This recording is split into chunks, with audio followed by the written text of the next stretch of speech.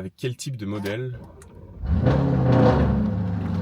travailler en OFM. Ça va dicter les actions que tu mets en place pour les prochains mois, si c'est ton stade et que tu commences, ou tu vas remettre en cause ce que tu fais actuellement parce que tu te rendras peut-être compte que tu fais de la merde et que ton setup actuel n'est pas scalable.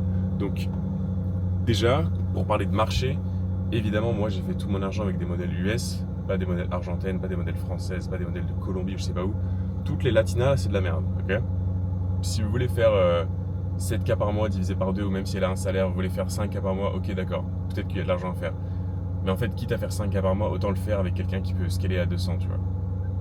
Tous les modèles de Colombie, d'Argentine, de Latina, c'est nul à chier. Par rapport au marché, c'est dit, les modèles US, c'est imbattable. Les UK, j'aime pas non plus. À part si vous tombez vraiment sur une meuf rare qui fait pas typiquement UK. Parce que le problème avec les meufs des UK, c'est qu'elles se ressemblent toutes, elles ont toutes le même type de profil. Elles sont toutes en lingerie dans leur chambre, en faisant des photos devant leur mur. Et en fait, il y a rien pour se démarquer. Elles se ressemblent toutes, ça marche pas. J'ai bossé avec plusieurs meufs comme ça. Le meilleur mois que j'avais fait, c'était 30K. Encore une fois, ça dépend de vos ambitions et de vos objectifs. 30K, c'est énorme pour certaines personnes et genre, c'est le prix de la liberté. Mais là, on parle vraiment de comment j'ai fait 8 chiffres avec mon agence, tu vois. Par rapport au setup que les meufs vont avoir, est-ce qu'elles sont déjà sur OF, est-ce qu'elles sont pas sur OF? Le mieux, évidemment, c'est qu'elles le soient pas. Alors attention, là, on va me casser les couilles parce que t'incites des meufs qui sont pas sur OF à aller sur OF. Oui.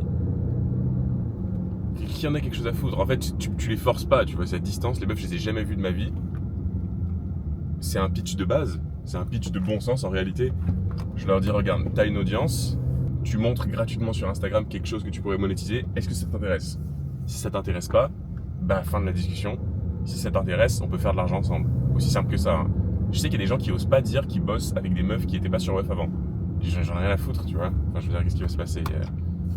La police de l'OFM qui va me casser les couilles. On s'en branle. J'ai toujours bossé en majorité avec des meufs qui avaient pas de OF, pas de fanfics, peu importe la plateforme.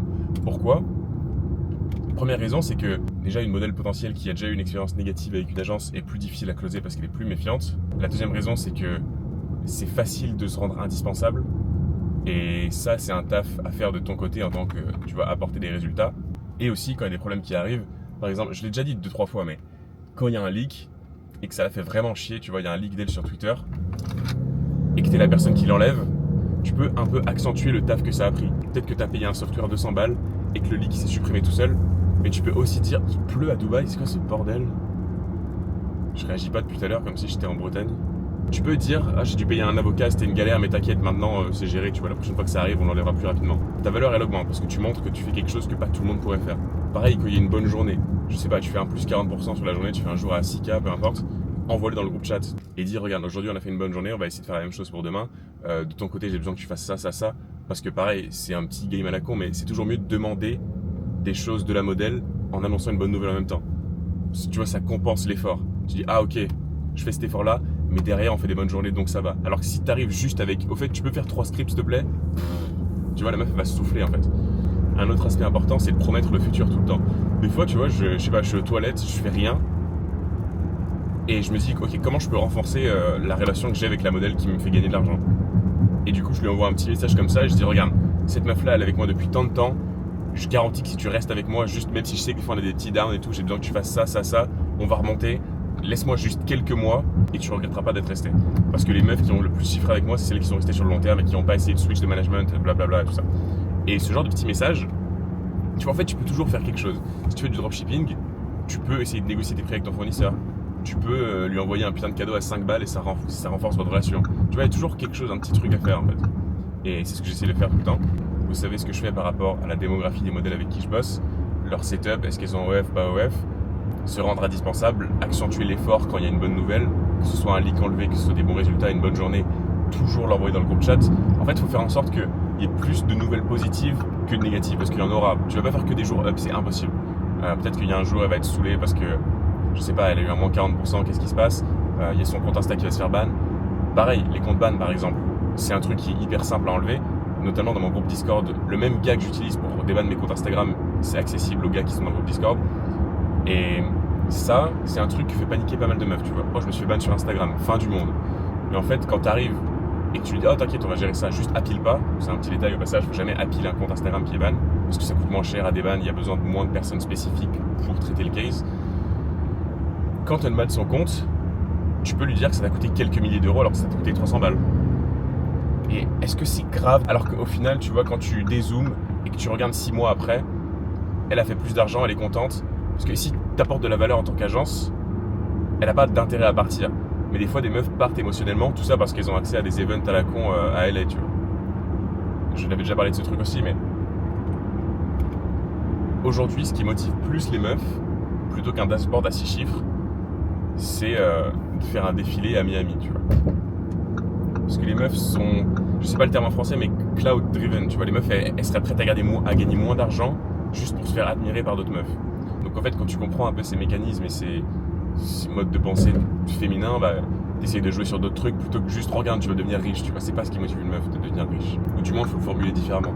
Donc voilà, si je devais résumer comment j'ai fait mon argent et ce que je conseille, parce que ce serait pas cohérent de conseiller un truc qui est pas pareil. Les meufs des US qui n'ont pas OnlyFans, qui sont jeunes, je l'ai pas précisé, ça avec toutes les modèles avec qui je bosse, elles sont entre 18 et 21. Il y en a qui ont un peu plus, mais c'est pas celles qui ont le plus d'argent, donc je vais pas les prendre en compte. Et à part ça, t'as pas besoin de plus de choses. Après, ça peut se craft à partir de zéro, tu vois. Ça va pas être la meuf qui est la plus bonne, c'est pas la meuf qui est la plus jolie du visage non plus, c'est celle qui transmet le plus d'émotions à la caméra en fait. Et là, je parle pas de contenu OnlyFans, je parle pas forcément de contenu explicite, parce que le but c'est juste d'apporter des fans sur OnlyFans. Une fois que les gens ils sont rentrés, t'as fait le plus dur. Et après, ça va juste dépendre de ton script et comment tu convertis, etc. Mais quand je dis l'émotion que tu mets à la caméra, ça va juste être sur du short form en fait, donc sur TikTok, Instagram. C'est là la porte d'entrée vers OnlyFans. Ensuite, une fois que tu es sur OF, si ton contenu est bon et que ton script est bon, tu vas avoir une LTV entre 55 et 70. Et je sais que ça sonne fou pour les personnes qui travaillent sur le marché FR, mais j'ai fait le compte hier. J'ai un compte Instagram qui a apporté genre 200K. Et en fait, j'ai divisé 200K par le nombre de fans qui ont été apportés et ensuite la dépense apportée par tous ces fans. Et ça me faisait une LTV à 75 sur un compte Instagram. Et je sais qu'il y a des mecs qui galèrent à dépasser 30-35. Ça veut dire que tu dois apporter 2 fois plus de fans pour faire le même nombre d'argent que moi. C'est ridicule quand tu dis ça. Tout ça parce que, fils de pute, ils sont trop cons les gens qui conduisent ici. C'est une dinguerie. Après, apporter du trafic, monétiser une audience une fois qu'elle est là, le chatting, etc. C'est un truc... ce sera une autre vidéo parce que c'est trop putain de long. Ma vidéo sur le chatting, c'est un banger. J'ai mis tout ce que je connaissais dedans. Elle dure une demi-heure, je crois. Il y a vraiment tout, tu vois. Tout ce que j'utilise en termes de script. En fait, c'est pas pour rien que sur 13 M de CA, j'ai 10 M qui vient de messages. Point. J'ai besoin de rien dire d'autre en vrai. Mais en tout cas, voilà, vous connaissez mon point de vue par rapport au modèle avec qui travailler, lesquels éviter et comment faire rester les bonnes sur le long terme.